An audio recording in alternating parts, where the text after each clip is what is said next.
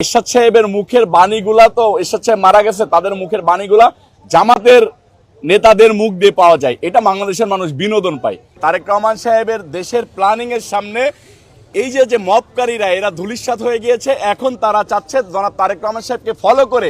জানতে পেরেছি যে এই যে সদ্যবিদায়ী যে অন্তর্বর্তীকালীন সরকার, এই সরকার জামাতকে ফেভার করতেছে, এনসিপি কে ফেভার করতেছে, এটা মানে অকপটে সবাই বলতো।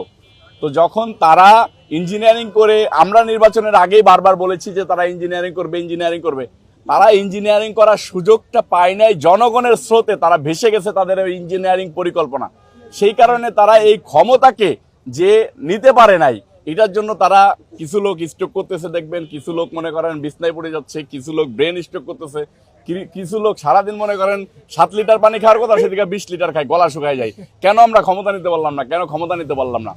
এদের মুখে দেখবেন যে সকালে এক কথা, বিকালে এক কথা, রাত্রে এক কথা।